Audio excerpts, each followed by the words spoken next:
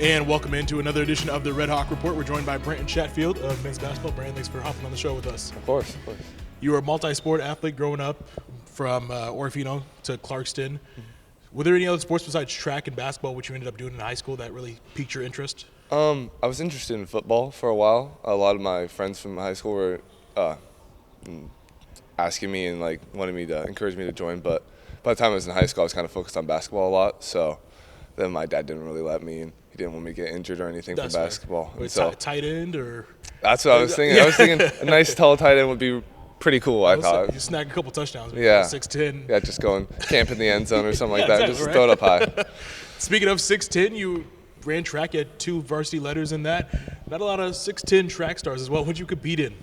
So I started out in high jump and at Orofino, and I actually did the 400-meter sprint, which was a really poor decision because it's probably one of the hardest running things to do in track. Not saying that anything else isn't hard, but it's taxing on your body and legs. But did that, and then long jump as well. And so I really got into long jump when I moved to Clarkston and started playing there. When you got to Clarkston, you broke a lot of records, rebounding, kind of, a little bit of Charles Barkley, snagging all the rebounds, breaking records. Do you think that's a lost art in today's basketball, chasing rebounds? Maybe not at the college level, but definitely at the high school level. I feel like it's more about just trying to be flashy and kind of score a lot of points in high school. But as you've seen, Kentucky and Purdue, these guys are snagging offensive boards and defensive all the time. I can't remember his name, but from Kentucky, he's averaged I think almost 15 last year. So I think it's definitely something that's more important in college than in high school. You went fairly close. Your first stop in college, you went to Washington State,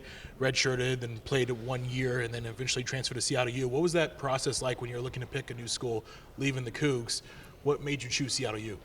What really made me choose Seattle U was definitely just the atmosphere that Coach Vic and Coach Pribble, they really showed to me when it was during the kind of the COVID time, so we had to do a Zoom before anything and then to get on campus before I got into campus. But no, they really made it seem like they really cared about me, and I felt like that was a lot more than I had at WSU.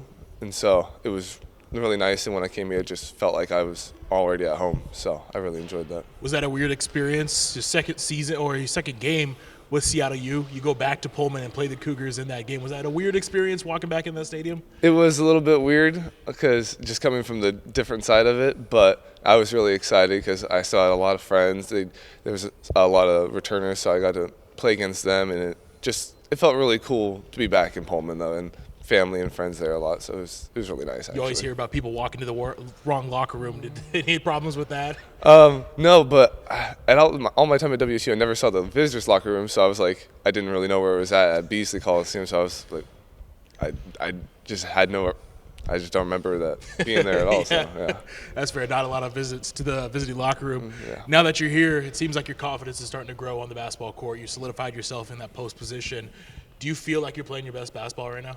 I definitely do. No, I've put a lot of work in on this off season and past, but no, I feel like I'm definitely at the best point in my career right now, and I hope just keep on growing.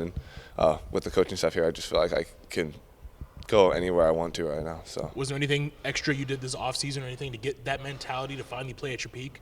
I feel like it was just more about getting my body physically ready, my legs, as well as working on my shot as well, and more about getting more game-like reps rather than just going in and just getting my shots in. More game reps, like open gyms with the team and other places around here. Just being able to do that and get game-like reps really helped me to become better both offensively and defensively. You currently lead the team in three-point percentage. You lead the team, I believe, in free throw percentage. So I guess my question is, how does it feel to be the best shooter on the team? I don't think I'd say that, but I mean, I guess right? Percentages, I guess, yeah, but not as many shots as my teammates. But no, it's pretty cool. I do enjoy it, and I want to keep on shooting as the best I can do. Yeah. I asked you after the Portland game, where'd that come from? Was that something you talked about you worked on in the off season, but you also said you weren't going to bust it out until you knew you were going to knock down the next one. You did. So is it going to be a wide open thing, or are you starting to feel like, okay, even a hand in my face can't stop me?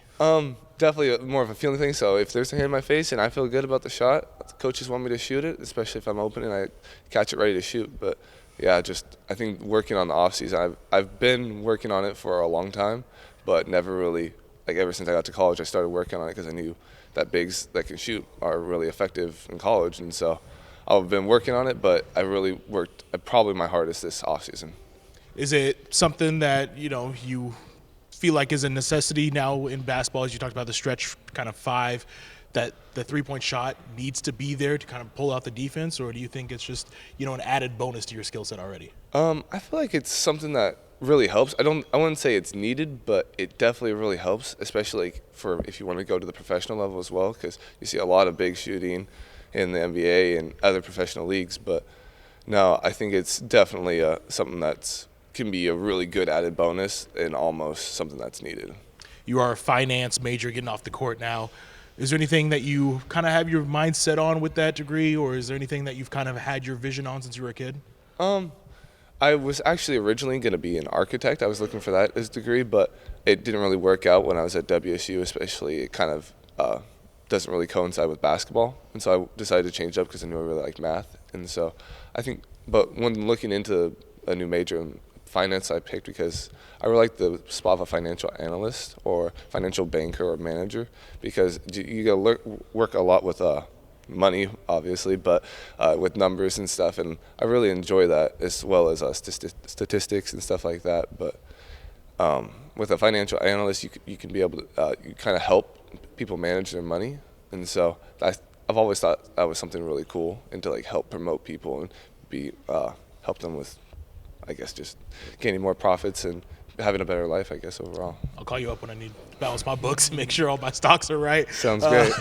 Going from Idaho to Eastern Washington to now in Seattle, it's a difference being in a small town to a big city. How has that been? Do you prefer small town life, or do you prefer the big city at this point? I don't know.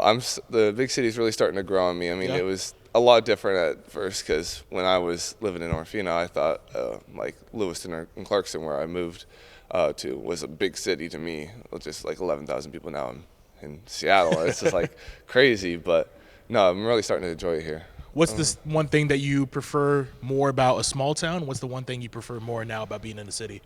For a small town, it's definitely like you kind of just like know everybody, and Right. so like there's always like some person that you know or you'd run into and be like, oh, hi, it's great to see you and stuff like that. But something about the city is just that you have access to so many things. Like you can never get bored, and like it's pretty easy to get bored in Orofino, Idaho. So I can understand that. I go to a small town college. Is there a spot now in the off day, you have a day off, you don't have to lift, you don't have to do anything like that. Is there a spot around campus, around the city, that's kind of become your spot? I really enjoy going to Panda Express on the off days. I respect that. Hey, Love that, but no, it's if I'm hanging out with my teammates or hanging out with friends, that's definitely wherever that's at. I really enjoy doing that. I respect that. Good friend, man. Going into some fun questions before we close it out. It is the holiday season, so we got to know, what's your favorite holiday movie? I'd have to say Christmas Vacation. I think it's that's a good one. Yeah, It's National classic. Lampoon's I like that one. Love it. I watched it. I can't remember the last time I didn't watch it on Christmas. Just every year growing up with my family, it's just always been one of the main movies we always watch. Is there a holiday movie that you can't, like, if it's on, you're like, oh, I got to flip the channel? I like a lot of holiday movies, not going to lie. I really enjoy Christmas and the atmosphere and the time. So. All right, no bad Christmas movies or holiday movies. I appreciate that. Yep. If you were to have a superpower that would help you perform on the court, what do you think you would pick? I'd say like reading people's minds. Ooh, that's a good one. Don't hear that one often. Get to think about what their next move is. I think that would just be something that would be really put you a step above, and just knowing what they're going to do can really help you on the defensive end and even on the offensive end as well. If you were stuck on an island and you had one phone call to one teammate and they had to rescue you, who are you using that phone call to call and why? Oh, that's a tough one. Oh, wow. I'd probably have to say Kobe. Yeah? I mean, he's my roommate and he's a close friend. And he's been stuck in sticky situations where couldn't really get out before, and he figured it out. So I'd probably have to call him. Yeah, I feel like the Aussie being able to understand stuff seems, I don't know. Yeah, especially right. island life, I guess. Oh, yeah, see, yeah. Oh, okay, yeah. You might know. Yeah. All right, final question here. We've asked it to every basketball player so far that we've interviewed on the show. All of the coaches, assistants, you can even throw the GAs in there, game of 21 pickup style. Who are you picking to win that one? Ooh, out of everybody? All the coaches. Oh, that's a tough one. Oh, I might have to say Demo. Okay, DeMarcus. Yeah? Coach Demo, Coach Tyson. I think it's the first time we've had Demo picked as well. I think we had Prib. Shea said Prib. I think Aaron Nettles last year. I can't remember who he actually said. I think he might have said Steve. So that's good that we're going to shout out for Demo, though. It was probably between him and Prib, honestly. Why do you think that is? Why do you think Demo is going to get the win? He's always helping us in individuals and everything, and he's always battling against us, like especially in the post. And I'll be honest, he's pretty good. All right, I appreciate that. Definitely has a good shot as well. So. All right, cool. Well, Brant, we'll let you obviously have all the teammates coming in here, so we'll let you get back to practice. We appreciate you, Brant. Thank you so much.